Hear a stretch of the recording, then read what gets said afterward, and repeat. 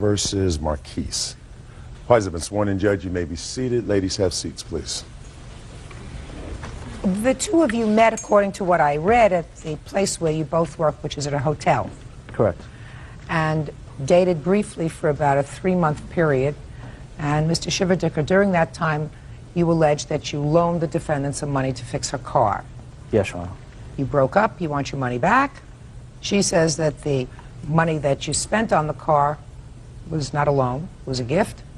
And she is counterclaiming for a television set, which he has that belongs to you, and then for some nonsense about defamation of character. All right, so let's start.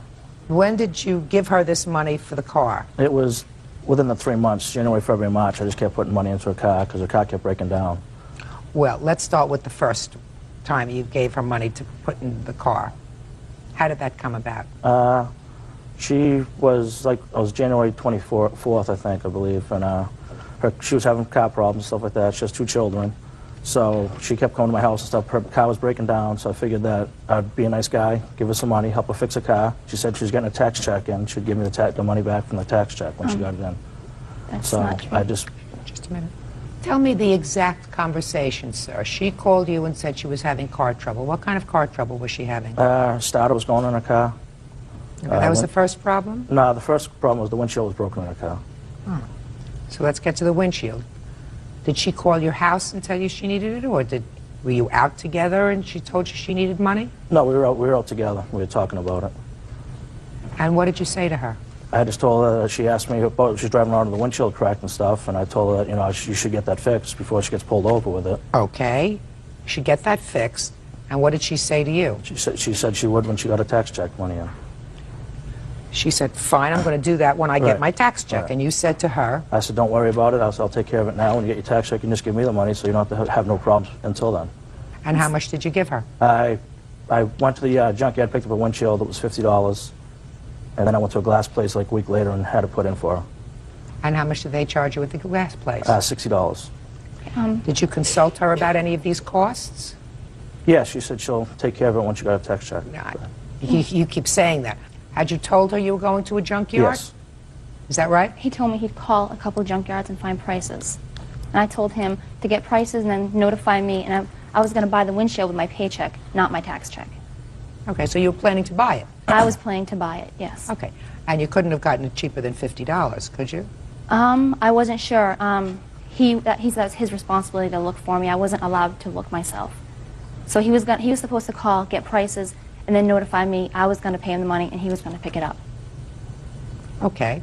You picked it up, it was $50. Then you took the windshield and had it put in your car. No, he brought me to a place that his friend owned. And Just a second. Did you go to a place and have the windshield put in your car? Yes. And did you go with him? Yes. And did you know how much the cost was? Yes, it was nothing. There were friends of his that owned the business. What he was initially going to do is he has full coverage in his vehicle. His friend was going to say that they were putting it on his truck and put on his tax as though his truck had the windshield put in it. That's a lie, Your Honor. No, it is not. And when we got there, the guy that did it, the owner of the shop, it was a place in Boston, said that, he said, don't worry about it. And then we left. Okay. When was the next time you gave her money? It was probably about, excuse me, about 2 weeks after that. And what happened then? Her car broke down, and she was tanning or something. Her car broke down, and as her starter, it was a starter. So she didn't have the money at the time for the, for the starter. So I told her. Well, no, her car broke down. Did she call you? Yeah, yes, she did. And what did she say when she called you? She was yelling and upset about her car and saying she wanted to get rid of it. And so I told her I'd go pick her up and take care, see if I get the car running or whatever like that. So she said, don't worry about it. Her mother was going to pick her up or something like that. So she went and had it towed, or I don't know what she had done, but it was at her house. I told her I'd pick up a starter for her and have it put in for her. Okay. And how much did that cost? I believe the starter was $50, and the labor was like $115. Do you have any I bills? got the receipts right here, all the receipts. Okay, I'd like to take a look at them. All right, and she gave you the car to go and have that done? No, we went together and we dropped it off. And she Is that went over my right? house after. Yes, we went together. I didn't talk to anybody. I wasn't allowed to go in the place. I had to wait in his truck while he went in and talked to the mechanic and stuff. Don't tell me, I mean, Ms. I don't know what Mulkey, that you're not happened in there. allowed. You're allowed to do whatever you want. You're allowed to get in the car. You're allowed to get out of his car if he drove you there and take a bus home? No, they're arguing though. I mean, So you argue. You don't get into his It's a car lie, in the Your first Honor. place. It's not a lie. Listen to me, Ms. Marquis. I mean, I read your answer, and you said he was totally dominating you, and he wouldn't let you do anything. So just listen what you did. You complained to me that he totally dominated you when he went and got the windshield for your car and didn't ask you anything, and then totally dominated you when you went in to have the windshield put into the car, right? Then you don't accept, if that bothers you, then you don't accept his offers when he wants to put in a new starter for the car. What you say is, I'll take care of it myself. And I did. No, no, no. What you say is, I'll take care of it myself. I don't want to go with you. I don't want you to pick me up a starter. You didn't say that to him. I told him that I would go and pay for it because he said his mechanic has been in the family a long time and was a good, reputable mechanic. Are you not following what I'm saying to you? Is it not Yes. piercing through? If somebody you feel is trying to control your life, you don't put them in a situation where they can do that. Unless you want to accept things. Right? Okay. Now, what about this television set, Miss Marquise? Before, when we started dating, my father had given me it's like a projection television set, and Lance came over and my father was saying how it had to be repaired. He said he knows a friend that can repair the TV, and that him and his friend would pick it up and bring it to his house because his friend lived in the same city, and that it would be fixed from then on. I don't think it's been fixed yet, and when I asked for it back, he said that my father and I gave it to him. What happened was her father was buying a new big screen TV. He needed to get that TV out of the house. She said it was broken. She said, if you could do me a favor, I'd appreciate it. If you could get the TV out of the house. I had a pickup truck. I said, yeah, I'll take care of it for you. She goes, you can do whatever you want with the TV. I don't care. I just need it out of the house. That She sounds gave it right to me. No, That sounds right to me. that's Why not would I right. take a broken Yeah, TV that's right. and bring it to It's my not house? right. You wanna know would have why? to fix their Why? house. Because you didn't bring a lawsuit until he sued you for the money. Judge Judy continues in a moment. But he wants it now, and you're no longer together. That's why he wants it back. So why don't you do it? Because I offered to do that. If my Oh, well, let's television was offer again. And later today, She was my girlfriend at the time, so I figured, you know, romantic little weekend. It's not romantic when she's paying. Decker is suing former girlfriend Dawn Marquis for a loan. Dawn is countersuing Lance for ruining her reputation. Who are you? I'm his mother, Step up. What's your last name? Shiva Decker. Shiva Decker, what do you know about this TV? She was talking to my son on the phone, and he lives with me. And I even called her mom and told her mom that she could pick up the TV at any time. It was broken. It was of no use to us.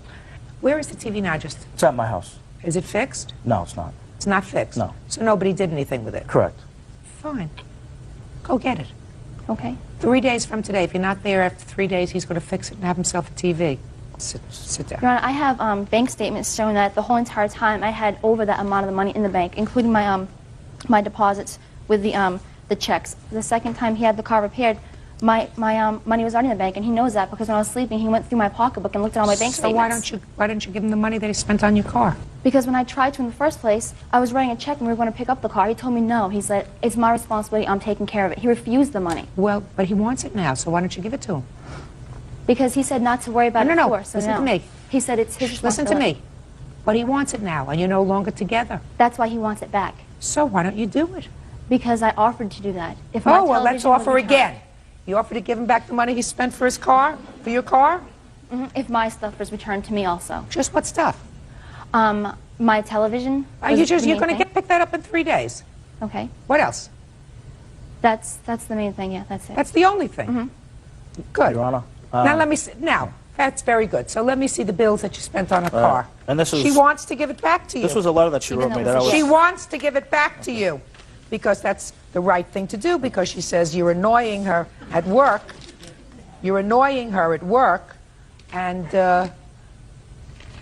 probably one of the reasons you're annoying her is that you feel as if she made a fool out of you by taking this money. Is that right? Your Honor, I don't even see her at work. I don't talk to her at work.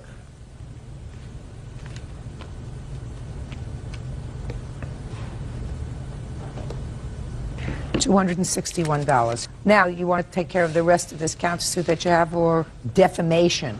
Yes. I work at the front desk at the hotel, and he works in the bar. People in the bar have been coming up to me Don't tell me what anybody's telling you from the bar. I'm sorry, what? Don't tell me what anybody's been telling you. That's hearsay. Okay, well, he's at the bar telling people at the bar that How do you know what he's telling people at the bar? a couple of the patrons and a police officer came to me You and asked me about cannot it. tell me what anybody else said. That's hearsay. Okay. Good. Counterclaim is dismissed with the exception of the television set, which you will pick up in 3 days. If she doesn't pick it up within 3 days from today, you are free to do whatever you want with it. Yes, ma'am. And I am awarding you $261 on your claim. Thank you. Thank you, Your Honor. Parties are excused. You may step out. Subjected to people saying a lot of obnoxious rumors about me that aren't true, having to switch jobs and everything because of it, and him constantly beginning to harass me. If it was any harassment, it was on her part. And now the next case. All parties on Schmid versus Vanderham. Step forward, please. 21-year-old student Kelly Schmidt claims ex-boyfriend, 19-year-old student Josh Vanderham, owes her for half the cost of a Millennium getaway. You folks were dating each other around the millennium. According to your complaint, Ms. Schmidt, you arranged for a weekend In Huntington Beach. in Huntington Beach. Yes. And you put all of this, the hotel and stuff, on your credit card. You say there was an arrangement for him to repay you half of the cost of the trip. Yes. You broke up shortly thereafter. He hasn't paid you back. Yes. That's what this is about. I wanted to do something really fun for New Year's, and I had just thought of doing this for the weekend, and so I called the hotel. And Now, first, did you call him? Yes, I called him and discussed it with him first, and said. Well, tell me about it. Tell me Well, I about called that him and I discussion. discussed it, and I said, you know, look, this would be a cool idea, you know, would you be interested in doing it? And he's like, yeah, that's cool, you know. I'm like, okay, well then I'll call in the hotel and I'll find out if, you know, what's going on, how much it costs and all that, and then I'll call and let you know the details. And so I called him back after I found out, and I told him, look, it's $1,000 for the weekend. They do have room, you know, but I'd totally love to do it as long as you'd be willing to pay me half. He said, yeah, let's do it. I'll pay you half. That's fine. Did she call you and tell you about the weekend in Huntington Beach? Yeah, she called me. So tell me about the conversation. She called me back and she said, you know, I really want to do something for the Millennium. You know, would you like to come with me and stay for the getaway? Right. And I said, sure, I would love to go. Basically, we never arranged for any payment or anything. Well, how did you- I paid for dinner that night when we went out to dinner, and then for drinks, it was an open bar, so we tipped the bartender several times throughout the course of the 2 days. Well, did you think she was going to take you away for a 3-day holiday? Is that what you thought? Well, I don't know. She was my girlfriend at the time, so I figured, you know, she was going to help me out, and we were going to spend a 2-day, you know, romantic little weekend. It's not romantic when she's paying. Judge Judy continues in a moment. Sounds great. Sign me up. Yeah. Well, basically. Not basically. Stop with the basic. Ed says former boyfriend Josh Vanderham owes her for half the cost of a Millennium getaway. Did you discuss the cost? Yes, we did, actually. Okay, so let me hear about the discussion about the cost. Shh. I didn't ask you. Oh, I'm sorry. I asked Mr. Vanderham. Basically, she said it was $1,000, and she was going to put it on her credit card. All right, Mr. Vanderham, we're not going to pull teeth here, sir. Okay. So I'm going to ask you individual questions. Did she tell you what the room was, what the room cost? Yes, it was $1,000. And did she tell you what that included? Yes, she did. And you said, sounds great. Sounds great. Sign me up. Sounds great, sign me up. Yeah. Okay. Had you given her presents before? Yes, we had Christmas before that. So you gave her a present? Yes. What did you give her? Several presents. Clothes. Give me the big one. Clothes. You know what? Actually, I don't really remember. It was clothes. You went out and picked them out yourself? Yes. Mm-hmm.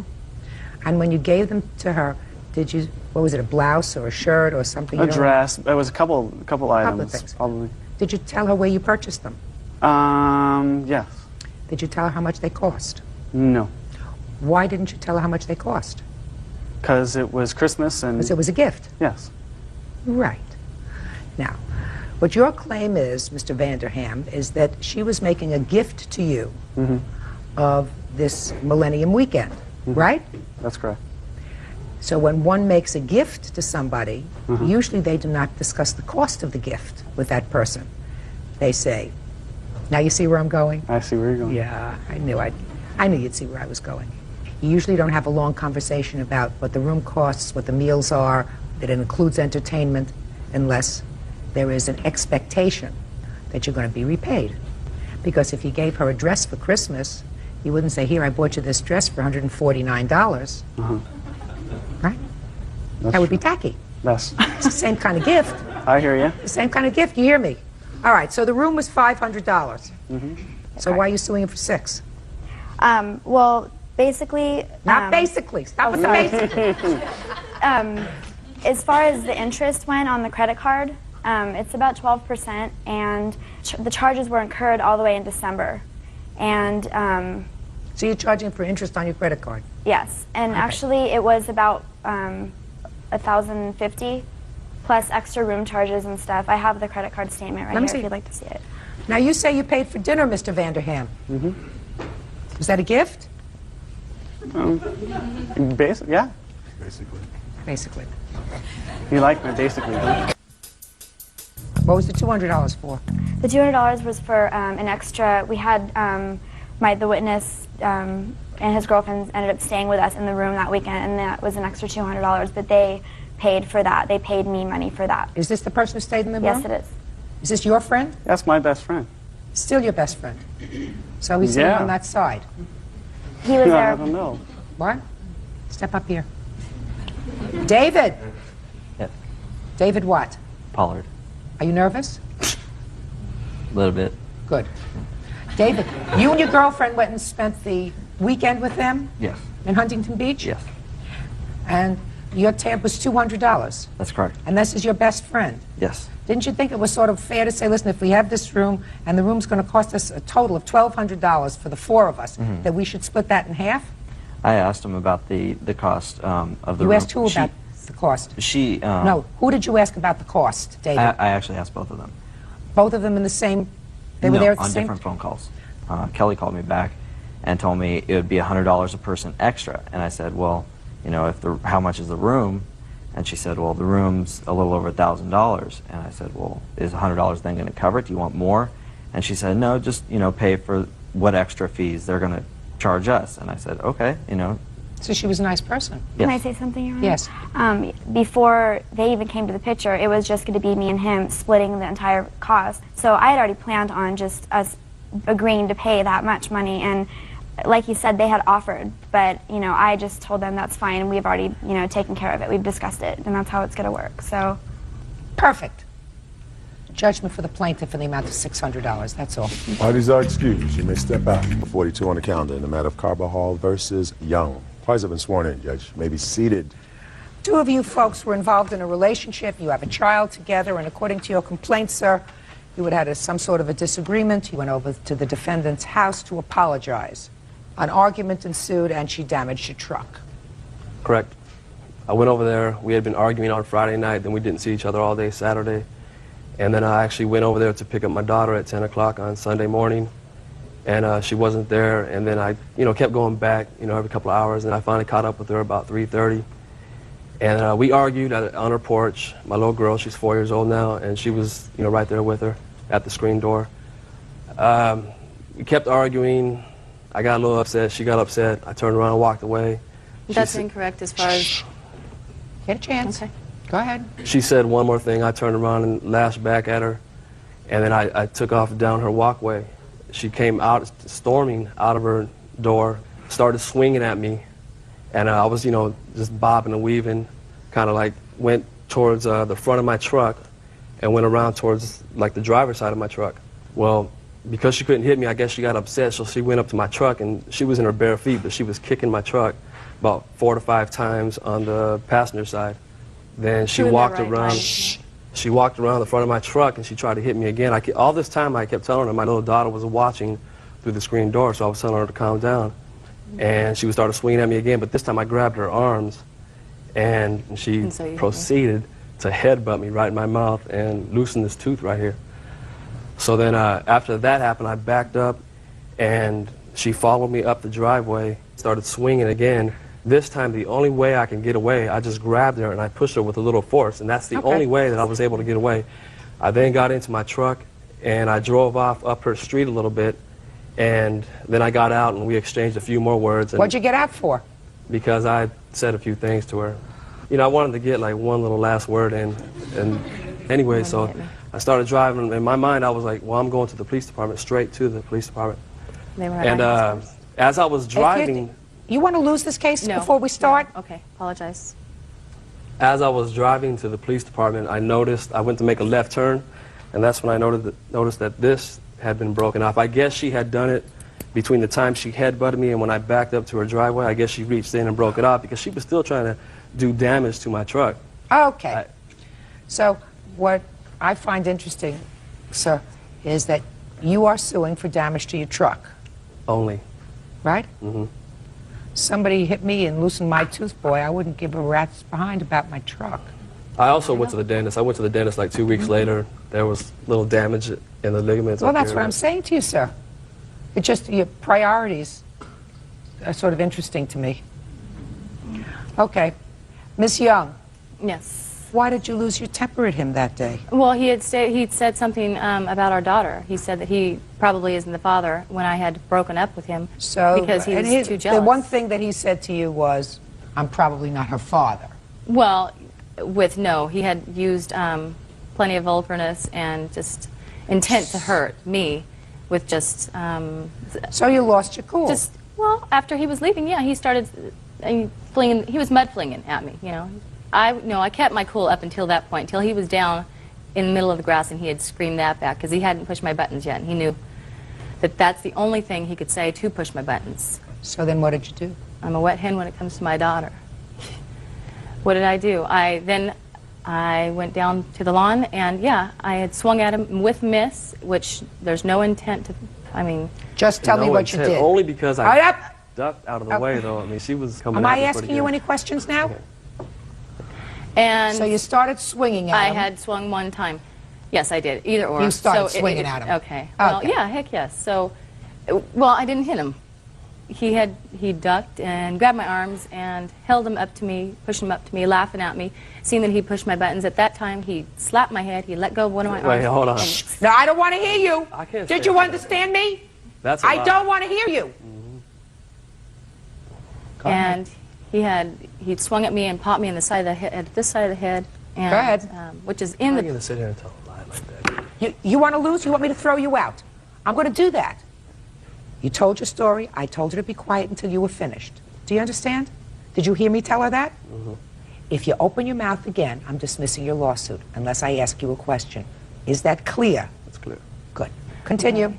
At that time, when he hit me in the head, just out of defending myself, then I... You weren't defending yourself. You were the aggressor. Well, yes, I was the No, aggressor. you were but the he's aggressor. The one that No, touched me you first. were the aggressor.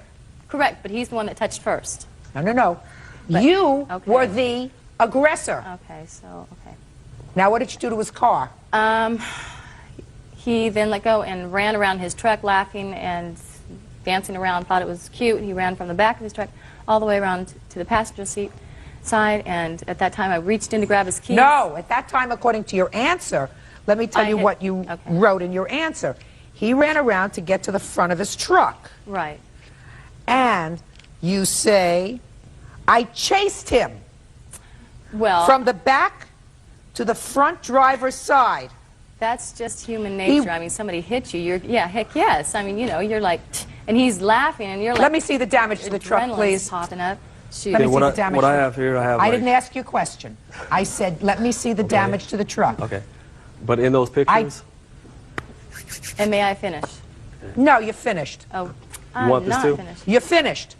Do you ever hear sticks and stones will break my bones, but names will never hurt I me? I do understand Well, you were the that. aggressor. Well, he's the one that hit. No. You were the aggressor. He hit in self-defense. You were the aggressor. No. Okay. Oh. All right. Well, the neighbor saw all that, and I wished I would have... Don't tell me what anybody else saw. Now let me see That's the true. estimates. That's true. the estimate, and do you want to see the police report also? Yes.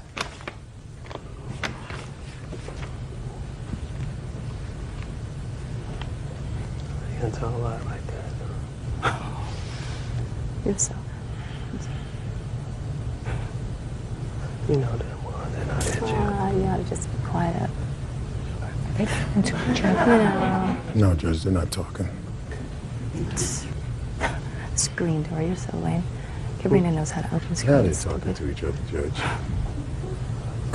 But you asked them to stop. She's gonna throw your case out if you don't shut up. Okay? Thank you. You know what I find interesting? She headbutted him, right? And then the officer notes here that she had a bruise, listen to this, on her forehead, approximately 2 inches round. Hello? Judge Judy continues in a moment. One of the things that you said to her, that this was not your child, is a vile thing to say. Vile. You betcha. I don't need any help from you. And later today, This is a court. If he wants to sue her, he would be standing where you're standing. He didn't make an agreement with her. You made the agreement with him.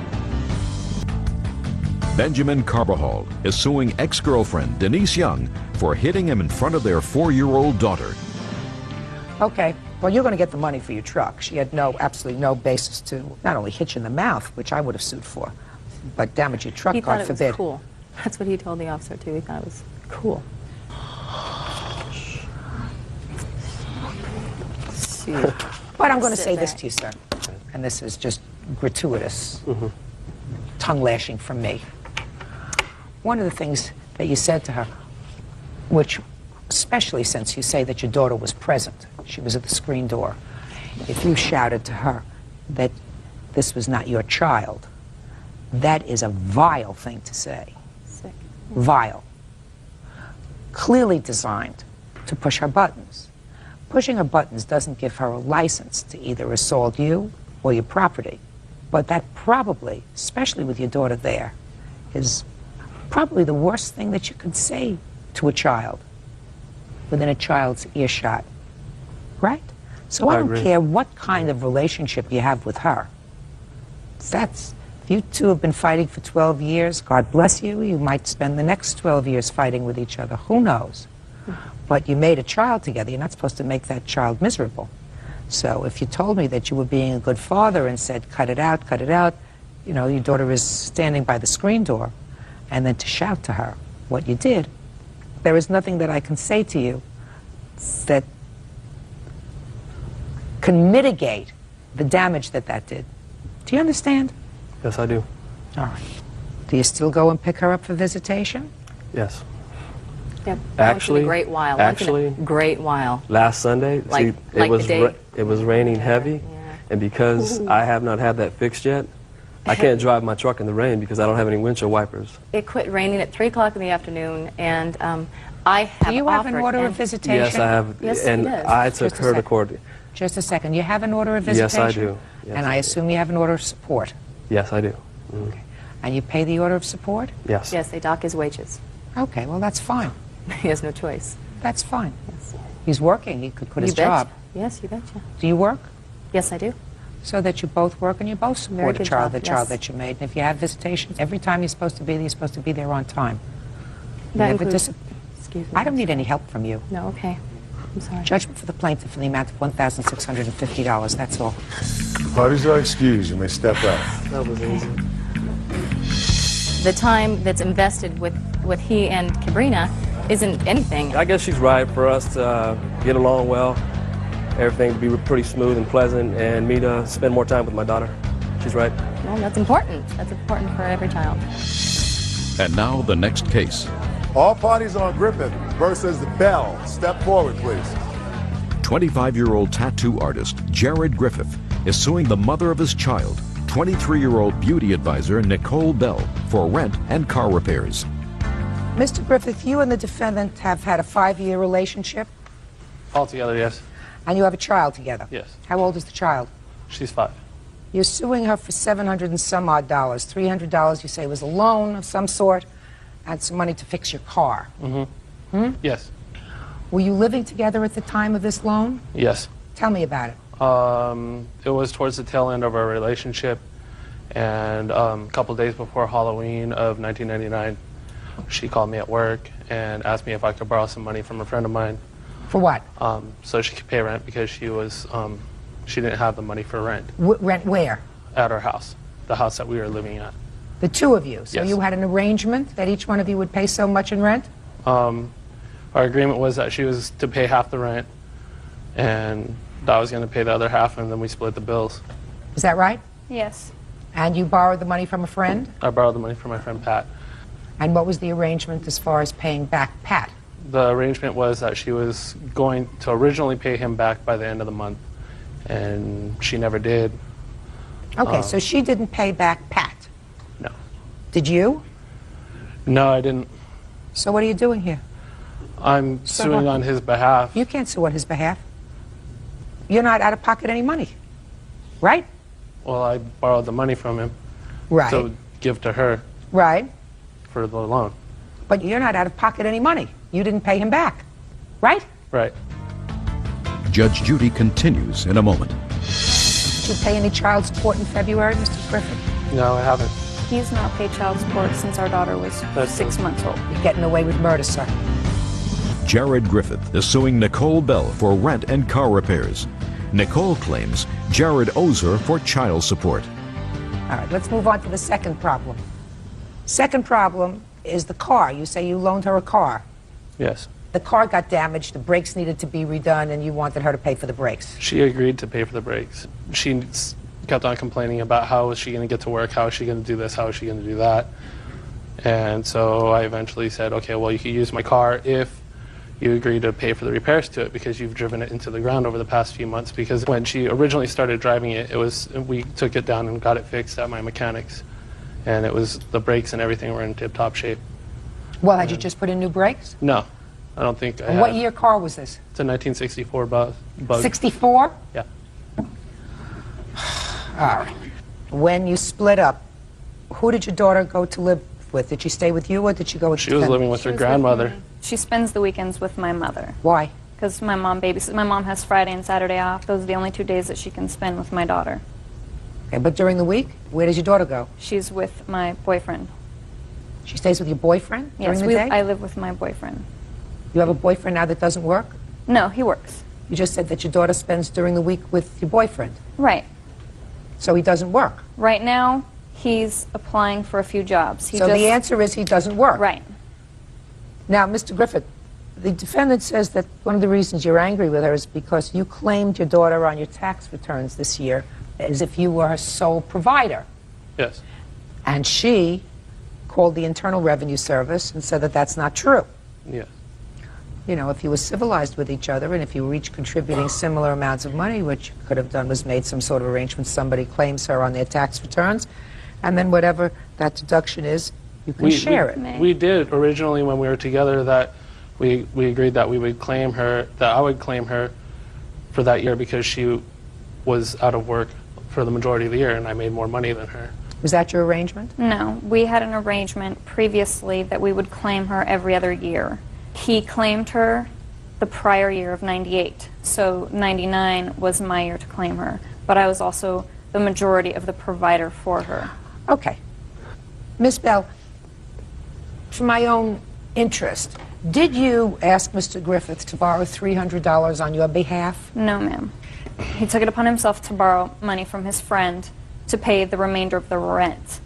When I left my furniture, and I told him that he had the option to keep it or he could sell it to pay back his friend. Was any furniture left in your house that belonged to her? I told her that I was going to keep the couches until she paid me back. So the answer was she had some furniture. She did, but she didn't have anywhere else to put it as well. Okay. If you wanted to, she is not making any claim to her furniture. She says to sell it. If you have a problem with paying back your friend from whom you borrowed the money, sell the couches. Right? I guess, but it's not my responsibility to pay him back. Well, it's but her responsibility. You understand something? So this is a court. Parties are not fungible. You cannot say, well, I'm standing in his place. If he wants to sue her, he would be standing where you're standing. Then I would say, did you make an agreement with her? He'd say no. He didn't make an agreement with her. Right? He made an agreement with her based on me. No, he did not make an agreement with her. You made the agreement with him. To her, it was for her. She asked me specifically to borrow money from him. I understand that. I was the middleman. I was on the phone and I asked Mr. Griffith, sell the couches and pay him back. Now, In February of this year, the child was living with you? Yes. Did you pay any child support in February, Mr. Griffith? No, I haven't. I asked her if she wanted me to pay child support upon her leaving, and she said, no, I'll be fine. I don't need it because I don't have to pay rent.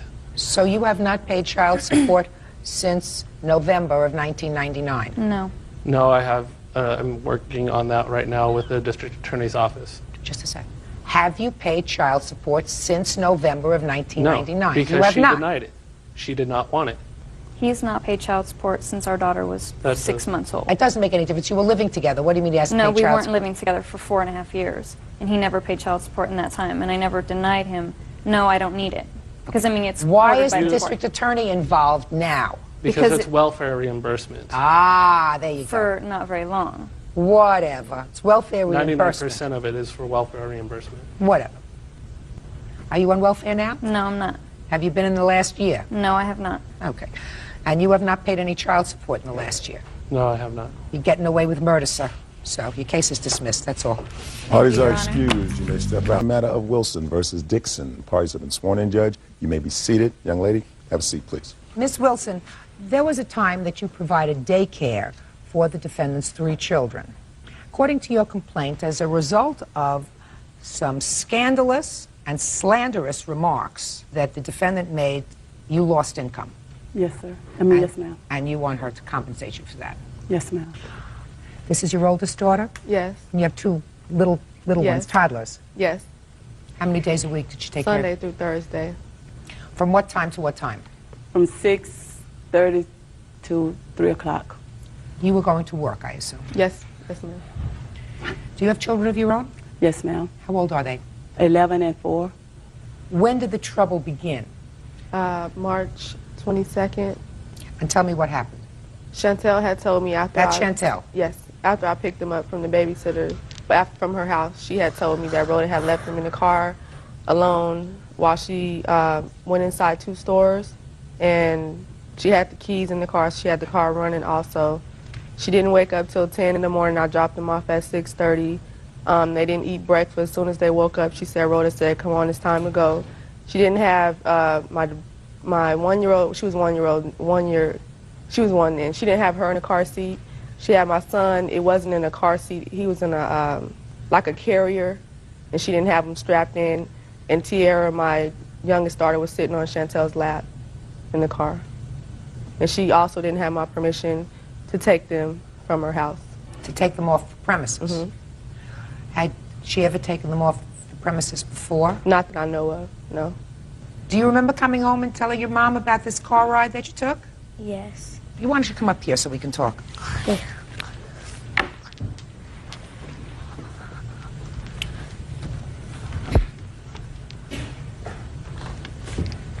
Tell me your name again. Chantel. And you're 9? Yes. What grade are you in school? 4th. I'm going to 4th. You do well in school? Yes. Good. Tell me what you told her.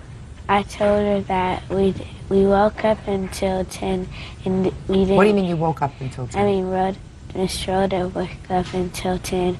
And Well, she didn't get up until 10. Who took care of you from 6:30 to 10? nobody. She just kept waking up and then checking on us. Where were the babies? Sleep. And somewhere I wake up, my sister was woke. So you told your mom about this business in the car. Were you strapped in the car in your seatbelt? No. And what about your brother? No. And your little sister? No, she was sitting on my lap. How old is your little sister? 1. Now she's 2. But at that time she was 1 year old. Yes. Now when you say she was sitting on your lap, were you sitting in the front of the car or in the back of the car? Back. And was she sitting on your lap when the car was moving? Yes. Have a seat over there with your mom. Okay. So after your daughter told you about this, what did you do? I was mad, and the next day I went over there to get my son's pacifier from Rhoda. And what happened? She asked me how come I hadn't brought them, and I told her why, and we were arguing. So the next day you didn't bring your children back? No. Did you file any report? With the police and with the Gary County Health Department. And when did you do that? The health department, I did that the next day. The police, I think I did that about, I'd say 5 to 7 days after I had filed it with the health department. Can you tell me why you, after you notified the health department, which I assume licenses you, is that right? Yes, ma'am. Why you notified the police? Because they didn't contact me back right away. I wanted to make sure that something would be done about it. How many other children were in your care at the time you were taking care of Miss Dixon's children? 14. 14 children? Yes, I did 18 hours straight, 7 days a week. 14 children? Oh, I'm sorry. You're saying the same time. I'm sorry. It was my 4-year-old, my 11-year-old, the 13-year-old, and his brother David, which is 6 years old. And her 3 children? And her 3 children. It's a lot of children to take care of. Okay, now is it that complaint to the health department and to the police department that you are complaining of today? No, my complaint is, Your Honor, is the slander. She made a police report saying that I left her kids in the car by themselves and went shopping in Walmart. That's the complaint, Your Honor. Yes. That's the slander, and that's the slander that she spread it all over Junction City, stating that I left her kids in the car and went shopping in Walmart, and how she got my contract taken away from the state. She was bragging about that. Well, let's go back a second, Miss Wilson. You did, in fact, go out to run a couple of quick errands with the children. Is that right? Yes, ma'am. And are you supposed to take the children off premises in a car when you're taking care of them? With the signed permission slip, Your Honor. Do you have a signed permission slip from her? No, ma'am. So that you had no right to take them off the premises? Verbally, she told me, she asked me if it was okay for her to work 2 hours overtime. The 2 hours overtime that I was working for her, Your Honor, was my off time. She called and asked about if it was okay for her to work 2 hours overtime. I said, yeah. I said, but I have to run a couple of errands. That's what I told her. But I said, yeah, you go ahead and work 2 hours overtime.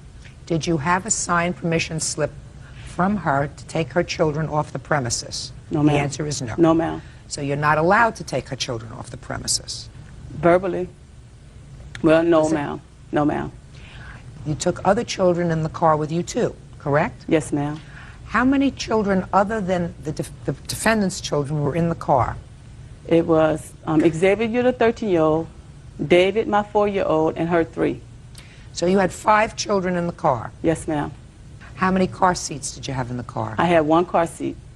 And who was using that car seat? The baby. Which baby? Romeo, the 12-month-old, was in the car seat. That's her baby? Yes, ma'am. And how old is the next oldest child? The next oldest was her child, I guess she 18 months. Was that child in a car seat? No, ma'am. You know that's against the law. Yes, I do, Your Honor. Judge Judy continues in a moment. I went in and out of those places, Your Doesn't Honor. make any difference. You left 5 children in the car for a moment. And later today, Madam, why did you sign the back of the check? Let me see, because I don't know. It's a check made out to cash. You cashed the check. Wilson says client Adrian Dixon damaged her reputation with slander. Adrian says Rhoda neglected her children. Where was the first stop you made? The first stop I made was at the cleaners, Your Honor. You left 5 children in the car and ran into the cleaners. It was driving cleaners, Your Honor. My car was right there by the door. You left the children in the car for a moment. With the 13-year-old. For a moment. Yes, ma'am. Now, where was the second place that you went? The Quick Sack. What is that? That's a convenience store. And what did you have to buy there? The bread and the vanilla wafers for my PM snack. And did you take all 5 children into that store with you? No, ma'am. So, Miss Wilson, you left the 5 children in the car alone. I don't have to go any further with you. Were you issued any sort of citation? All they got me for was improper seat belting. Did you take a plea, or did you go to trial? I went to trial, Your Honor. Oh, you did, and you were found guilty? Of not properly seat belting. So you were found guilty? Yes, ma'am. Well, if you were found guilty, Miss Wilson, you were found guilty beyond a reasonable doubt, which means that you can't now bring this lawsuit against her for complaining about things, some of which you were found guilty of. And if your complaint, Miss Wilson, is that the defendant told people about it, she could do that. Your Honor, I didn't leave her kids in the car by themselves and was shopping at no Walmart. So you didn't go to Walmart, so you went to the cleaners and you went to get your vanilla wafers. What difference does it make? I went in and out of those places, Your Doesn't Honor. make any difference. Do you know how long it takes a child, a 4-year-old, to put a car in gear, even if there are no keys in the car? We haven't even gotten to the fact whether the keys were in or out of the car. But let's say you were smart enough to take the keys with you, which I'm not so sure about. And one of the children, one of the toddlers, got there and moved the gear shift so that the car was placed in drive and started to roll with 5 children in the car. Your Honor, it was just that I volunteered to work 2 hours overtime for her, and it was my off hours. I was planning. I didn't need the jeans. I didn't need the jeans, Your Honor. I just needed the bread and the vanilla wafers, and I could have done that if I wouldn't have worked overtime. Just a second. Then you say I can't work overtime. You don't take the job to work overtime, Miss Wilson, and then do the wrong thing. Yes. You didn't need the jeans, and you do without the vanilla wafers if you agreed to work 2 hours overtime. You were going to get paid for 2 hours overtime, right? Yes, ma'am. Right? Miss Wilson, you don't have a case. Your case is dismissed, that's all. Parties are excused. You may step out. Come on. She slandered and lied about everything in a police report. Junction City is so small, it's like air freshener. You spray a little bit, it's all over, with a matter of seconds. She's mad because she lost her contract and she can't get no more money for not doing the job that she was supposed to be doing. She was doing the job wrong. And now the next case. All parties on Hayes versus Macy. Step forward, please. 19-year-old student Michael Hayes is suing former live-in girlfriend, 18-year-old telemarketer Dina Massey, for the return of belongings bought with an insurance settlement. There was a time when you were living together, when your house burned down. Is that right? That's correct. How long had you been living in that house? We've been living there for about, I say, 8 or 9 months. After the house burned down, you got an insurance settlement check. Mm-hmm. And how much was that for? $5,700. It was $5,400. Oh, $5,400. Some of that money was spent on furnishing a new place, right? And some of the money was spent, or a car that you have. So is it a fair statement that all of the money that was used to purchase the new furniture for the new house came from this insurance money? That's correct. Is that correct? No. My daughter's bedroom, somebody from school donated it. My bathroom, I paid for out of my income tax return, which I have right here. I didn't say all the furniture in the whole place was purchased from this money, but the money that was used to purchase the new furniture that you still have came from this pot of $5,400. Right. Is that right? Right. He wants to be reimbursed for that because he says that the renter's insurance was in his name. Is that right? That's correct. You say that he got the car. Right.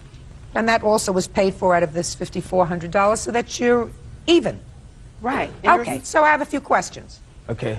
The check was for $5,400, if that's what she said. I think it was $57. The car that I brought was only $1,000. No. Yeah, her daughter's bedroom. No. Just a second. Yes, her daughter's bed was donated to us by the school, but the rest of the house I had brought and paid for with the Okay, so insurance I have some money. questions. Why don't you let me ask my questions? Okay. How were you paying all of your bills? Were you putting this into a joint checking account and paying your bills from a joint checking account when you were living together, or were you each taking care of certain bills? Well, she's like a control freak. So when I had my checks, I just, like gave her the money. You could pay, I didn't give her the money, but I told her, being that she had that checking account, well, we both had a joint account, you just go ahead, pay the light and the gas, pay all the bills, and I just give her the money just to keep her mouth closed. All right. So if that's true, what you're telling me is she put her money in to pay some bills, and you put your money in to pay some No, bills. my half of the money went to the bills that was in my name, like the light, the gas, and the rent to the house. And her half of the money went to things that was in her name, like the phone, cable, and whatever else. The rent is in her bill, the rent, the phone. Where you rent your furniture from? Oh, you were wasn't renting paying for for that. Rent-a-Center. Well, how was you paying for it and you don't have a job? Don't speak. I was paying for that Don't through the speak welfare to each check. other. Now, when you took out this renter's insurance, who did you take it out from? United Insurance Company. Okay, And can I- I see that policy, please? I don't have the policy with me. I wasn't able to get that. I had insurance for the things that was mine. She didn't have insurance for what was hers. So when the house had burnt down, her things in the house was left in the fire. Judge Judy continues in a moment.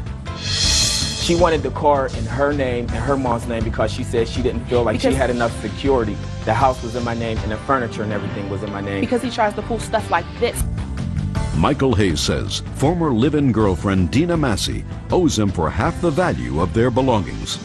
Let me see what you purchased with that check. I have receipts for like the big items, for like the furniture and the bedroom suit, but all like the miscellaneous items, the receipts is in the house with her, but I do have some receipts. Let me see. And I would just like to say, he said he spent $1,400 on his car. No, I have a check right here. It says $2,100 No, for actually, his car. I have a receipt saying I paid $1,000 He for my took car. Here you go. $2,100 out cash for the car. He spent it on, you know, for stuff inside the car. Let me see her check. And I have all the checks too. Let me see. Check.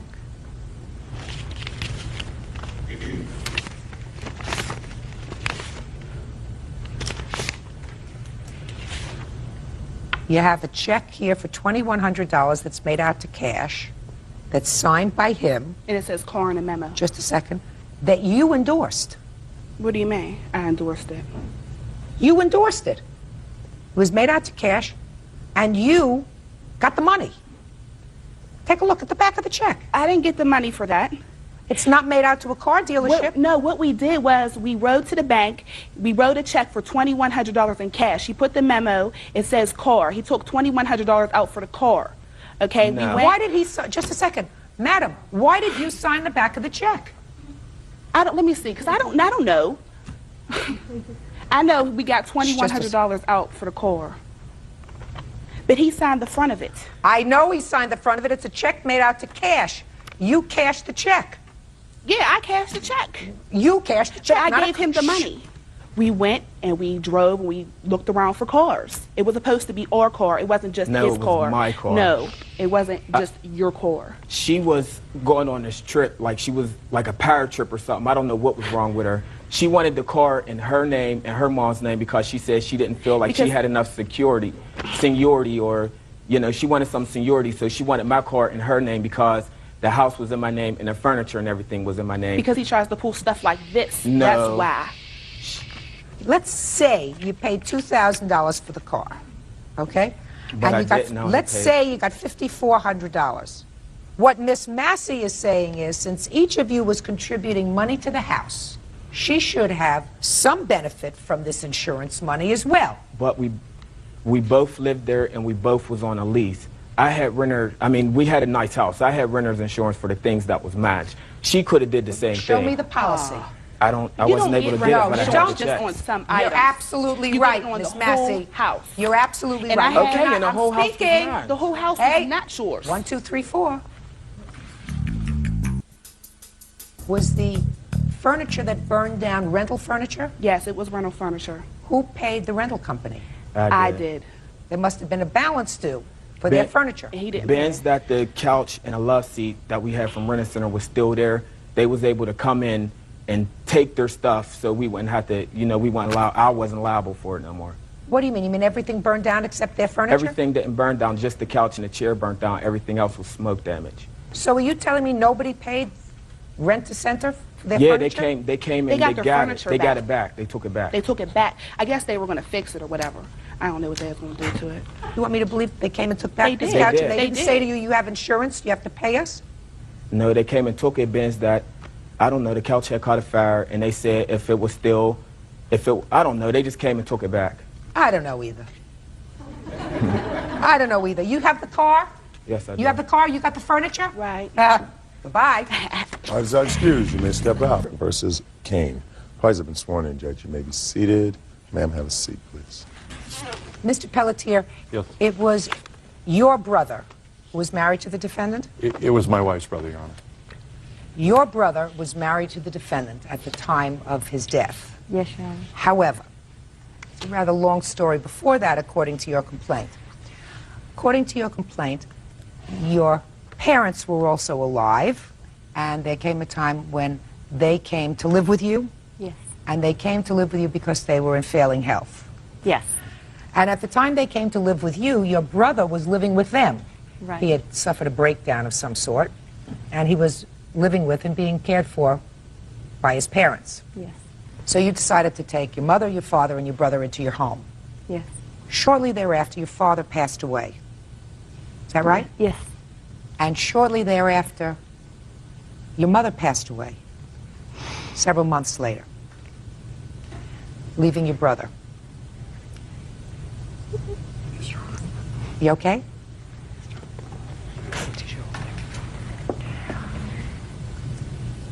Your brother was, for both ladies, or No, I don't need one. your brother was visiting someone, and he suffered a heart attack? No. He was in jail in South Carolina. He was in jail? Yes. After we had got him out of the hospital, Your Honor, his last stay in the hospital in November of '99, he was very bad off, and we still tried He was to... in a psychiatric hospital? Yes, it was, ma'am. We still tried to maintain some semblance of living for him, and we still maintained the apartment that we had gotten for her mom and her dad, and we left him in there, let him stay in there. We supplemented his income and helped him with his monthly expenses. He, one evening, had taken his mother's automobile and left without telling anybody. I received a call on a Saturday afternoon that he had been incarcerated in South Carolina for some frivolous type crimes up there. And how did he die in South Carolina? He committed suicide in the jail, Your Honor. Okay, and what did you do? We were notified by the Clarendon County Jail that evening, and I immediately called the defendant, his estranged wife, and let her know that he had committed suicide, that he was dead. And we had several subsequent conversations over the next couple of days, and we had started making the arrangements, and that we were going to travel to South Carolina to pick up whatever personal effects he had left, along with his remains. And I had talked to the coroner up there, and we had made all the arrangements. I had very nice conversations with Mrs. Kane. We agreed, we bought her a plane ticket to come to Florida. We was going to let her stay in our home. We had a service planned for January 14th. We arrived in South Carolina on January 11th that afternoon, stayed there that evening. 9 a.m. I had an appointment with the coroner, the medical examiner. Was Mrs. Kane there? No, she was not. Go ahead. 9 a.m. we walked in, and he was there with the chief of police.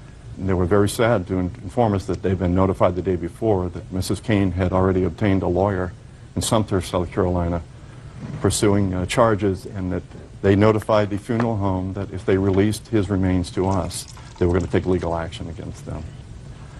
So, Your Honor, in the 30 years that I've been married to this lovely woman, that was absolutely the hardest thing that I have ever had to do, was to leave there. And there were tears in everybody's eyes that day, that we could not leave there with his remains. So tell me exactly what you are suing her for. There was a loan that the defendant had with my wife's parents, a $2,500 loan that they had gotten from my wife's parents in November of 1997, which they were making regular and reoccurring monthly payments. And I have a detailed log of that my wife's mother kept. It's in her handwriting.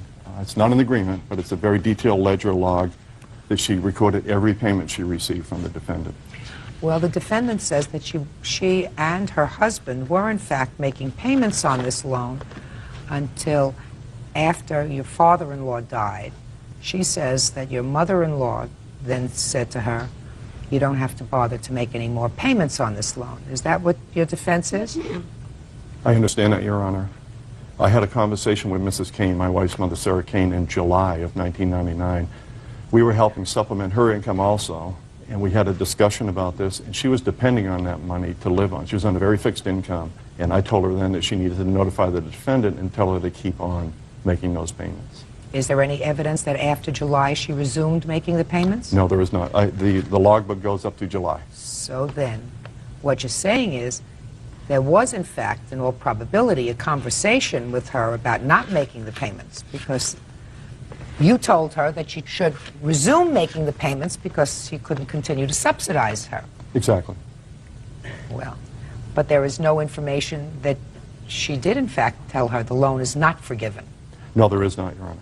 Well, then, there is not. Clearly, from the evidence that you have just presented to me, it is a problem because if the payments stopped on or about the time of your dad's death and did not resume, and you clearly, Mr. Pelletier, had a conversation with your mother-in-law and said to her, well, you can't let her stop making those payments to you. Right. That means she must have said to you, I told her she didn't have to make the payments anymore.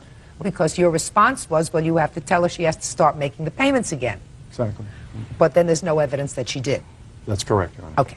So then let's not deal with the loan. What else are you suing Ms. Kane for? After that point in time, after January 12th, Mrs. Kane stopped taking all of our phone calls concerning the arrangements or what was going to happen. So we canceled the service in Florida and never was able to talk to her. On January 26th, I received this letter from Mrs. Kane informing us, and it's here in the letter, that she wanted us to go to South Carolina again, pick up the ashes, bring them to Florida, and have a service. I immediately called the funeral home, and they informed me that no, indeed, that was not the case. The following Monday, I received a call from the defendant's daughter saying that, well, now she's changed her mind again. On or about February 1st, I made another phone call to the defendant. I told her, I said, Diana, it's been a month since you left his remains at the funeral home. We need to do something. We're in grief, and it's a very, very hard time. So finally, I called, and I talked to her, who was the head of the funeral home. I said, I'm sending you a check for $1,485. I want you to send the ashes to Maine. And we had moved the whole service and planned a big service up in Maine on February 5th. We traveled to Maine on the 4th and get to the church, our family church, on the 5th, and all the friends and relatives were there. The ashes were not there, and the defendant was not there. To this day, Your Honor, we still do not know the whereabouts of the ashes or any of it. Judge Judy continues in a moment. They had forged my dad's name and draw out all of his money out of his account on the day of his death. And he said to me, call your lawyer and do not press charges on my wife for forging the checks. The day of his death, they did this. Reggie and Linda Pelletier say their sister-in-law, Diana Kane, owes them for an unpaid loan and for her husband's funeral expenses. Okay. Tell me, Mr. Pelletier, what money you're suing her for? We are suing her for the $1,485 that we paid to the funeral home. Well, did she agree, Mr. Pelletier, that you could make the arrangements to have the ashes sent to Maine? Oh, absolutely. I talked to her on the phone, her and her daughter, and on February 1st, I spoke to both her and her daughter. Said, I'm sending a check, federal expense, to the funeral home. The ashes are going to be shipped out immediately. We posted the obituary in the paper and informed her. Okay, no, but did she say okay? Or did Yes, you she just did. tell her? No, she said okay. That was fine. She wanted us. I said, we need to have a service, and we shipped the ashes to Maine, and she agreed to that. Did you agree to that? Hmm? No, I didn't. What, you want to talk? Yes. Who are you? I'm her daughter. I'm Melissa Woodway, and I've been with my mom, and I've been doing the phone calls with Reggie. I had a phone conversation, I believe it was on February 5th, I believe, pertaining to the ashes. We agreed, I remember my mom writing that letter for us to go to, I believe, Florida and spread the ashes in the ocean. Only did we receive that they had forged my dad's name and draw out all of his money out of his account on the day of his death. And only he said to me, he said, I will send the check, Federal Express, right now, if you call your lawyer and do not press charges on my wife for forging the checks. That was what he said to me. It was not an agreement. That's how it went. Okay. Let's deal with these checks because this is part of a counterclaim. Did you ever draw money out of your brother's account? Yes, I did. Absolutely, Your Honor. Okay. When was that? That was on February 6th, Your Honor. There was January 5th and there was January 10th. And we have the checks here. Can I see the checks? You read the checks, Mom. Your Honor, we have the deposit slips where we had deposited the money in his account. I'm going to take a look at everything, sir. The day of his death, they did this. And I have the checking account on back. They forged my husband's name, and they put their money in their checking account. See, my mom has been going through a lot. She's a lot, so I've been standing by her through all this. Now, also is, during the phone conversations, there was a matter of 25 phone. I've never spoken to Linda. I've never met her before, and it was nice meeting you. Reggie, I had spoken to Reggie because since they had drawn this money out of my dad's account, I figured that was enough to pay for the funeral, I mean for the coroner and for the cremation. They refused.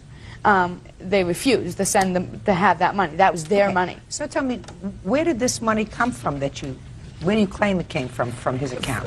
He got, sorry.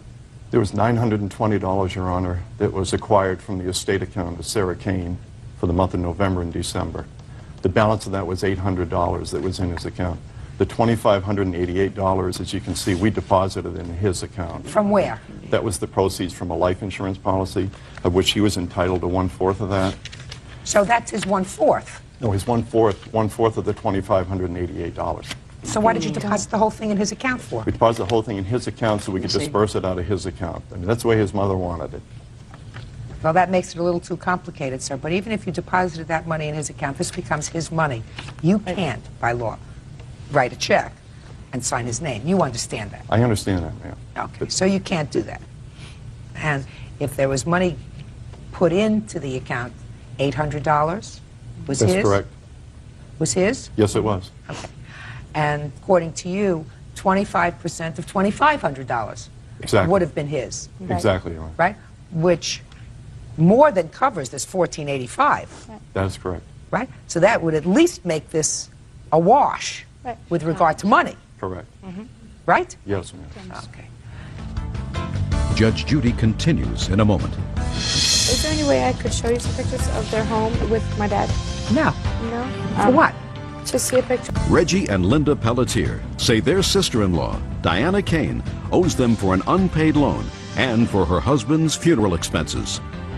Now, Ms. Kane, you have a counterclaim for these checks and for a lot of mental anguish. Yes. So I have a few questions for you. How long had it been since you hadn't lived with your husband? I lived with my husband for 2.5 years, but I was going to Florida to see my husband. When were you married? June 21st, 1996. So you weren't married very long. But we've been 4 years this month. But you didn't live together for 2 years. Due to his parents being... Just a second. You didn't live together for 2 years. He lived with his parents. Right. You were separated from him for a while. He had had a mental breakdown? He had a breakdown back in January 27, 1997. He was home with me. And after that, he went and lived with his parents for a while. And he came back home. What? Okay. He had gone to Florida because Nana and Papa were sick. He stayed there. Right, he stayed there with all right. Nana He was and Papa. separated from your mom. Right, they lived in Okay. different residents, They- yes. That's what separated means. He was Right. separated from your mother. Right. Is there currently a lawsuit against the state in South Carolina that was filed by you or your mother on behalf of your father's estate with regard to him committing suicide while in the jail? Yes, we... Okay. I know that. Can I elaborate a little bit more? No, you don't have to elaborate. I could have told you that. You hired a lawyer, and the lawyer said if you commit suicide while you're in jail, that means the county is negligent, and that means that you have a good lawsuit. Right. And you hired a lawyer for that. That's right. Okay. What's the status of that case? We're not too sure of it right now. Okay. Can I finish Reggie's case, please? No, not necessary. They're not getting any money because these Okay. checks covered that money. Is there any way I could show you some pictures of their home with my dad? No. No? I'm just saying. For what? To see a picture of Fred. No, I don't have to see Fred. Okay. Pay attention. Okay. This is all about money. It shouldn't be. It is all about money. Okay. That's what it's about. That's why you hired a lawyer. Right. To sue, right? Right. Where are Fred's ashes? That's what I want to know. I bought an urn. What? I bought an urn for my husband. Where are they now? They're at home right now with me. Yes. Yeah. Miss Pelletier, I'm going to just try to make you feel a little bit better, if I can. I got this case. I got it. Did your brother have any children? No, Do you know if he had a will? No, he did not. He died intestate, Your Honor, no will. If he died intestate, you understand, even if he was married to this lady for an hour, She has the right to make the funeral arrangements. She has the right to take the ashes or the body. She has the right to do all of that, even though he was your brother for a lot longer than an hour. Be nice if you could see the ashes. They're really not important. I know I put my mom and dad in the same bed, and that's where he would have wanted to go. Okay. But you can't make that judgment because that's not what the law says. The law says you cannot make that judgment. The law says that the person who is the next of kin, and in this case, even if they were separated, she's the next of kin. And she's permitted to make those. Stop playing with the papers over there. Judge Judy continues in a moment. Now, how long did you know Fred? I knew Fred since 1995. So for a very, very short period of time, you knew Fred as an adult. He didn't raise you. He didn't raise you. You met him in 1995. According to your mother, in 1997, which is less than 2 years, he had a nervous breakdown. Right. So don't tell me about the love that you had. All right? That's her brother. That's right. If anyone should be involved in making the arrangements and making sure that his last wishes would have been fulfilled, your mother should have consulted them and done that. She didn't. Everybody got very excited and very involved about hiring a lawyer and suing the county where he committed suicide. His memories and his soul are most important. That's right. You have that. And there is nothing that any court is going to do to make you feel better about that. You know, your husband is very articulate. He told the story very well. This was the wrong thing to do. I understand how it happened. I would assume that nothing is going to come of it. It should not. But you never can tell when people are interested in money. You never can tell what they're going to do. That's correct. Don't worry, she's not going to jail. That's all. Parties are excused. You may step out. Judge Judy continues in a moment. Of Moore versus Tabor. Parties have been sworn in, Judge. You may be seated. Folks, have seats. Miss Moore, the defendant is your sister's son. Is that right? Yes. Your sister died recently. Yes. Some 4 years ago, according to your complaint, your husband bought a car. And he had either new tires from that car or new tires from his old car, tires and rims. And you tried to sell those for a while. You put ads in the Penny Saver or in your local, whatever, and you got no takers. Right. Yeah.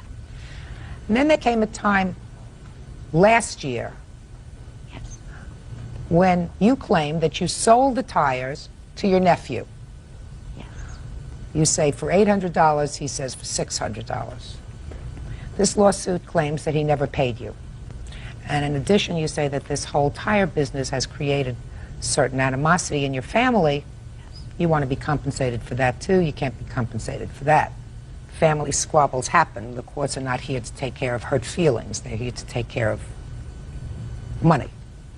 But I have a couple of questions for you, because your defense is that you gave her the money. Is that right? Yes. You had these 4 old tires hanging around for at least 3 years. Nobody wanted them. If you knew that your nephew wanted them, and according to what I read here, Miss Moore, you were a very close family. Yes. Why didn't you just give them to him? They were brand new, Your Honor. They were brand new tires and rims. They'd never been on the road. And I needed the money, so I was trying to sell them. But nobody bought them for 3 years. No, but I was selling them for $1,000 or best offer. And I realized no one... You realize my question? Yes. My question is, if you have a piece of property, okay, that nobody wants, nobody wanted them for 3 years. But I knew someone would want them eventually. Eventually, maybe Ford. some... Miss Moore, just sorry. check me out. I mean, I have nieces and nephews.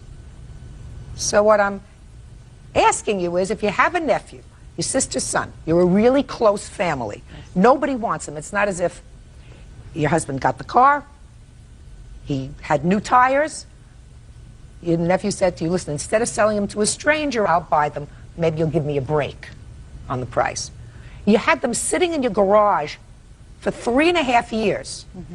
Nobody wanted them. So why didn't you just give him the tires if he wanted them? To make peace with everybody. We needed the money so desperately, Your Honor. For what? My husband was gone. I wasn't working. I'm disabled. My son is disabled. We rented out rooms to make ends meet. I didn't have any money. I even offered him $20 a month if he'd pay it, just to buy us some, bread, milk, help us.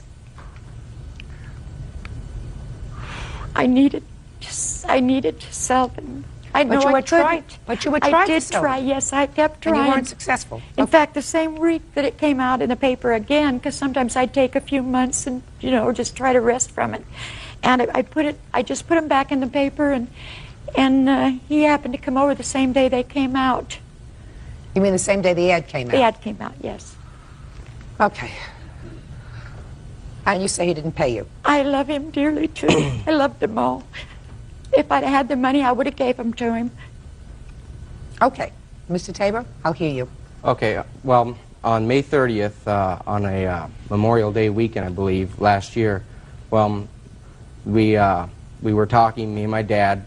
I just bought a T-Bird in '97. The rims would fit. So my dad said to me that I should offer her $600. Yes, he's here. Step up, sir. Would you like me to continue? Yes. Okay, he said to offer her $600. He had the cash on him. I went into the kitchen. I offered her the $600. She took it. My cousin Pam Doubt is a witness here. She watched me hand her the money in the kitchen. Is that you? Yes, ma'am, it is. Could you step up, please? And you remember this incident, Miss Doubt? I'm a member of seeing him hand her some money in the kitchen. I only went in for a bottle of steak sauce, Your Honor. I didn't mean to get involved in all of this, but they were doing a cash transaction in the kitchen. He was handing her, it was $600 or $700. I didn't ask what it was for, but he had taken me outside that day to show me his new car, and he told me that he was purchasing Uncle Bob's rims. But that's all I know. I did see him handing her money. Excuse me. Thank you. And have a seat. my wife is here because we did pay my father back the money that we borrowed. So, I mean, So that's you why I borrowed brought this my money wife. from your dad? Yes. What is your last name? Is your last name Tabor? No, Lily. Mr. Lilly, had you intended to purchase these rims for your son or to loan him the money when you came this Memorial Day weekend? No, You had not. no. I'd never give it a thought. Okay, but you had that much cash with you. Yes. Were you there when this transaction took place? Yes, ma'am. Tell me about it. Well, when they was talking about the tires, Ed did offer $600 because that's really all they were worth as far as I was concerned. Because that's what I told them to offer. And they discussed it. We went outside and I talked to Ed and I talked to Gina. And I told them that I would let them have the money if they really wanted them. And they did want them, so I gave Ed the money. You gave your son the money? Yes. And were you there when he allegedly gave the money to the plaintiff? I was not in the room when they gave the money to him. Okay. Who was there, Mr. Tabor? Just my aunt and my cousin Pam. But your aunt is here, is the only one here, and that was Well, the steak sauce my incident? cousin, excuse I'm me. the cousin. I'm You're the steak sauce cousin. You're That's the steak right. sauce cousin. That's right.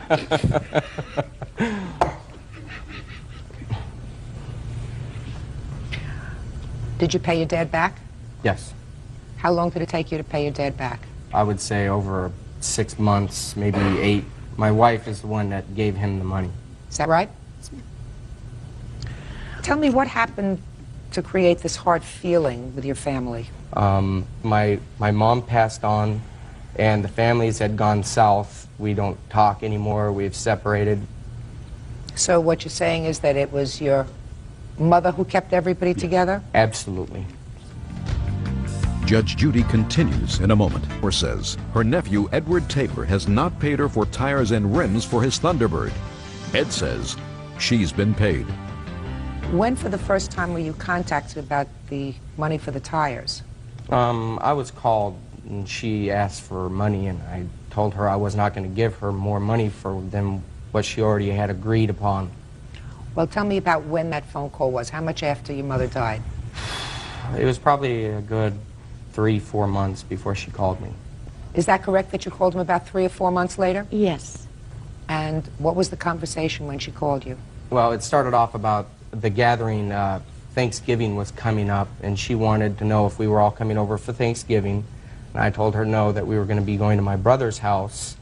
And she said that she made a promise to keep the families together for my mom, And I told her I never told my mom that I would stay in contact with that side of the family.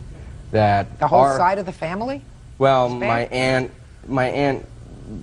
they play music loud, drink a lot, and that's not my forte for holidays. I prefer to have peaceful family gatherings. We just get together and talk. Okay. So then she started mumbling about paying her money, and I told her that Well, I what had did she already say paid. about paying her money? Well, she did exactly that. She asked for money. And I don't know if, I know that she's been sick. I don't know if she recalls, if she's forgotten. I don't know what the situation is with her, Your Honor, but I told her I had already paid her. I'm not going to pay her anymore. Do you remember having a conversation, Miss Moore, with your nephew? Yes, I called to ask him if he had the money because we needed the money. And he said no, that he wasn't working, but his wife was, but they were just making ends meet. I said, do you think you could pay me $20 a month? I mean, that would be better than nothing. It would help us. And he said, yeah. He says, I probably could do that. He says, I'll be over next week. And he never showed up. So then about Does that sound familiar to you? No. He didn't pay anything, Your Honor.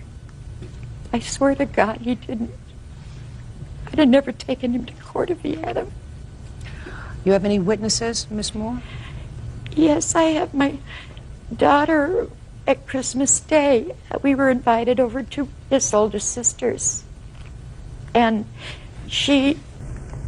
I was sick Christmas. I couldn't go, so my daughter and my son went for dinner because I went to bed. And this was Christmas after. Yes, and they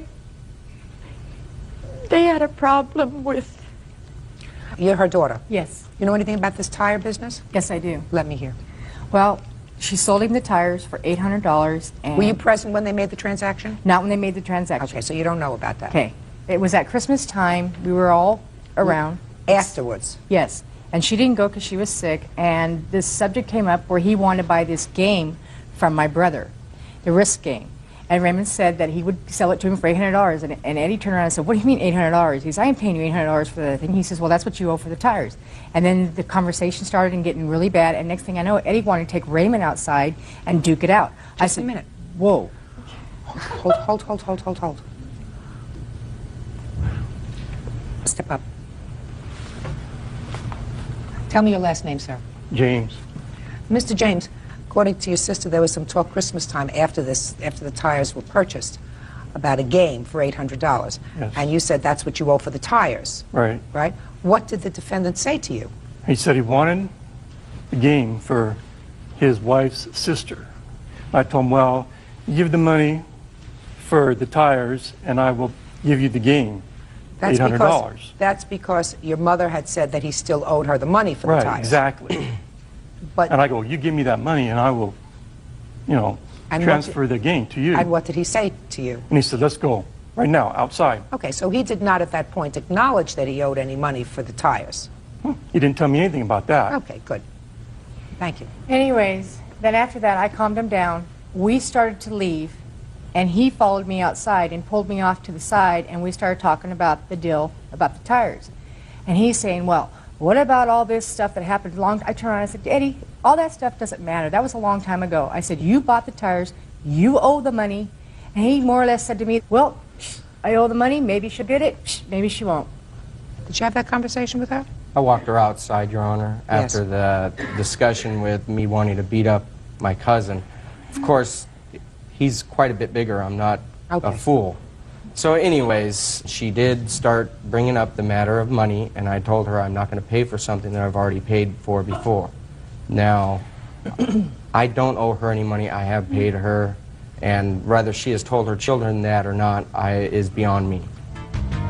Judge Judy continues in a moment. I can tell you that I don't have much to do with the family. Moore wants her nephew, Edward Tabor, to pay her for the tires and rims she sold him. Tell me about the conversation. She asked me if I was going to pay for the rims and tires, and I told her that I had already paid for them. I told her that I had no intentions on paying her again, and that the families are better off without this kind of problem every holiday. And that is exactly why we do not have family gatherings like we used May to I when say my mom something? was alive. Yes. We never had any problems at family holidays. No. Never. The family has been very, very close for a very long time. So what do you think happened? I really don't honestly know. I would like to know the answer myself because every So would Christmas, every Thanksgiving, every 4th of July, every single holiday, Memorial, Labor Day, everywhere, they all came over, we all barbecued, they all had beers, everybody shoot pool, you know, we have a pool table, and everybody got along just fine. When my aunt died, my mom promised her on her deathbed that she would keep the family together. That was my aunt's main goal. Please, Yeah, but Dolores. there has to be a reason. I don't understand. I don't know these what the reason results. is, Your Honor. I don't know. When my mom called to ask everybody over for Thanksgiving, the oldest daughter, which is his sister, How said, could your mother invite everybody for Thanksgiving? She just told me she doesn't have money to put bread on the table for herself. Because everybody, I help her. I give her money. My Aunt June gives her money. Everybody gives her money so we can get this big family together. My mom is struggling. She owns her own home. She's, you know, got payments. Yes. May I say something? After my husband passed away, he left this money clip, and it has a buffalo nickel in it. He may even have it on him, I don't know. But he wanted it so bad, and so I took it down and got it engraved just for him. That's how much I loved him. I would not hurt him if it wasn't unfair. Your Honor. I also have a tape that his dad, stepdad, left me on Mother's Day. Yeah. And it's an awful tape. Your Honor. I don't want to Your- May I play it? I don't want to hear it. Your It's Honor. awful. Well, why would I want to hear something awful? Did you leave a tape for her? Yes. I I have quite a temper, especially when I know sue happy people, which she has sued several people. I have not. When sue happy people are trying to get money out of my son. He's my stepson, but I never claimed him as a stepson. He's my son. How long have you known him? Since I was 17. He was 17. So? He left a message. I heard him leave the message, Your Honor. Was not and nice. he We won't did repeat tell it. her that he will be in court to testify. To prove that she's a liar. He used the F word. I got you. There's nothing you can do about it. Can I ask, can you sit down, sir, for one more minute? Could you step up here, please? Just give me your relationship to this family. You're a cousin. How are you a cousin? Eddie is my cousin. His father is my mother's brother. I'm not that close with the family. I've gone to Aunt Dolores' house twice. I do call her Aunt Dolores out of respect. And I can tell you that I don't have much to do with the family, not because I don't enjoy them. It's just that the family dynamics are extremely unhealthy. And I prefer not to be involved. I went out of respect. My Aunt Alice was dying. It was the last time I knew I was going to see her. Thank you. Thank you. See, what she is saying, madam, is, and I believe her. I must tell you that I believe her. I see no reason why she would lie. She's a wonderful lady. About seeing an exchange of money on that Memorial Day between your nephew and you. Now, maybe it's possible. That was the first time he wanted to buy him, Your Honor. They wouldn't fit his car. You just told me that. His car. Just listen to No, me. he went out and bought him a T-Bird so they'd fit. The tires wouldn't fit on the old tires car. wouldn't fit on his old car. So he went and got another car. When was that? That was about 2 years later, a year and a half later. What he day are bought you talking another about, car. madam? I'm stunned. Well, step up here. Just let me finish That this. was the first. On what day were you at? What year? Let's try year. Last year, Memorial Day. That's last year, Memorial Day. Correct. Okay. It was the last. That was the last time I that saw you were my- there. Absolutely. So there's no question about that in your mind. There is no 2 question years in ago. my mind. I mean, I knew it was the last time I would see her alive. I was there. They know I was at their home. Okay. Yes, and that's the time that you saw the exchange of money. That's when I saw the exchange in the kitchen. Okay, and was that the day you got the tires? Correct. Okay. Listen to me. I have to make a judgment. Okay? I have to make a judgment on who is telling me the truth. Put your hand down, sir. On who is telling me the truth. Now, it is possible that your mother was under a great deal of stress. Yeah. It is possible that she doesn't recall. It is possible. All of those things are possible, but I have to make a judgment based upon who I believe. And I will tell you, he did not pay I for believe those her. tires. He I did believe her. Case is dismissed. That's Parties are excused. You may step. Lisa only not cash. Lisa only not cake. Lisa only not shoes. Lisa Olena News. Lisa Olena Dinos. Lisa Olena Cast. Lisa Olena Gate. Lisa Olena Shows. Lisa Olena News. Lisa Olena Dinos. Lisa Olena Cast. Lisa Olena Gate. Lisa Olena Shows. Lisa Olena News. Lisa Olena Dinos. Lisa Olena Cast. Lisa Olena Gate. Lisa Olena Shows. Lisa Olena News. Lisa Olena Dinos. Lisa Olena Cast. Lisa Olena Gate. Lisa Olena Shows. Lisa Olena News. Lisa Olena Dinos. Lisa Olena Cast. Lisa Olena Gate. Lisa Olena Shows. Lisa Olena News. Lisa Olena Dinos. Lisa Olena Cast. Lisa Olena Gate. Lisa Olena Shows. Lisa Olena News. Lisa Olena Dinos. Lisa Olena Cast. Lisa Olena Gate. Lisa Olena Shows. Lisa Olena News. Lisa Olena Dinos. Lisa Olena Cast. Lisa Olena Gate. Lisa Olena Shows. Lisa Olena News.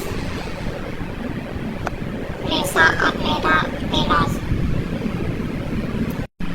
Lisa Olena Cast. Lisa Olena Gate. Lisa Olena Shows. Lisa Olena News. Lisa Olena Dinos. Lisa Olena Cast. Lisa Olena Gate. Lisa Olena Shows. Lisa Olena News. Lisa Olena Dinos. Lisa Olena Cast. Lisa Olena Gate. Lisa Olena Shows. Lisa Olena News. Lisa Olena Dinos. Lisa Olena Cast. Lisa Olena Gate. Lisa Olena Shows. Lisa Olena News. Lisa Olena Dinos. Lisa Olena Cast. Lisa Olena Gate. Lisa Olena Shows. Lisa Olena News. Lisa Olena Dinos.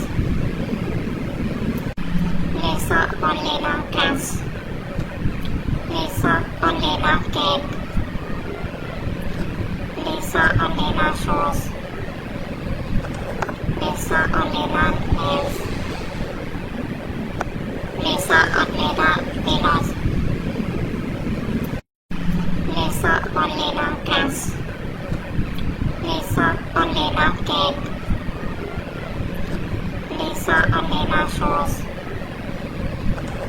Lisa Olena is Lisa Olena Milos Lisa Olena Gas Lisa Olena Gate Lisa Olena Shoes Lisa Olena is Lisa Olena Milos